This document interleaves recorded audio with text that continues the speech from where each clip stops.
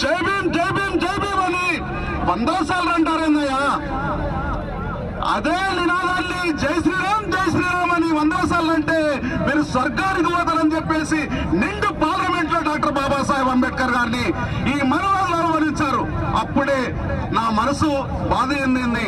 దానికి ఎందుకు ఎందుకు మనవాద కొడుకులారా, మన బుద్ధి నేతలారా, మనవాద కొడుకులారా, మన బుద్ధి నేతలారా, ఈ దేశమేలుతున్నావు దేశద్రోహులారా, ఈ దేశాన్ని ఏలుతున్నటువంటి దేశద్రోహులు ఎందుకురా? ఎందుకురా? ఎందుకు అంబేద్కర్ పై కుట్రబన్నుతున్నారు? ఎందుకు యుగ పురుషుడిపై విషం గక్కుతున్నారు? మా బతుకు మార్చినందుక, మా బాధ తీర్చినందుక, మా బతుకు మార్చినందుక, మా బాధ తీర్చినందుక, మీ బల్పు తీర్చినందుక, మా బలం పెంచినందుక ఎందుకు అంబేద్కర్ పై కుట్రబన్నుతున్నారు? ఎందుకు మా అంబేద్కర్ పై విషం జిమ్ముతున్నారని చెప్పేసి ప్రపంచమే అంబేద్కర్ పేరు తెలిసినందుక, ప్రతి ఒక్కరు జై భీమని పిడికిలెత్తినందుక, అనగారిన కులాలను ఐక్యపరిచినందుక, అడుగడుగున అంబేద్కర్ బొమ్మ వెలిసినందుక ఎందుకురా? ఎందుకురా?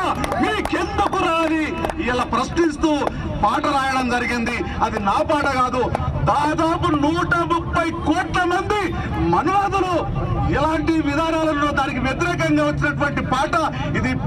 పల్లెలకు తీసుకెళ్ళండి. ఈ ప్రశ్న ప్రతి మెదల్లోన ఇది ఆవిర్భవించాలి. ఈ ప్రశ్న అనేటువంటిది జవాబు వచ్చేంత వరకు కూడా ఇది ముందుకు సాగాలని చెప్పి సందర్భంగా తెలియజేస్తాం. Thank you very much. ఇప్పుడు ఆ పాటని ఆవిష్కరించవలసిందిగా సుజాత టీచర్ మరియు స్కైలాబ్ అన్నని కోరుతా ఉన్నాను. చప్పట్లు కొడదాం ఒకసారి.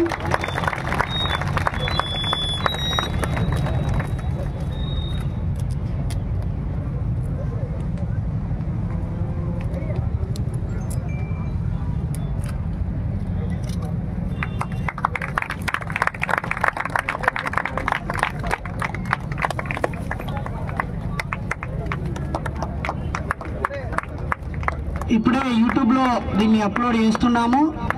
మనందరి వాట్సాప్లోకి ఇప్పుడు వస్తుంది. ప్రతి ఒక్కరు దీన్ని స్టేటస్గా పెట్టి సమాజాన్ని ఆలోచింపజేసే ఈ పాటని ప్రజల్లోకి తీసుకువెళ్ళాలని అందరినీ కోరుతున్నాను. జై ఇన్సాన్, జై ఇన్సాన్, వర్ధిల్లాలి ప్రజా కళలు, జై భీమ్, జై ఇన్సాన్. ఇప్పుడు మన జిల్లా అధ్యక్షులందరికీ పంచశీల కండువ వేయాల్సిందిగా స్కైలాబ్ అన్నను కోరుతున్నాను. అని మీరు కూర్చోండి.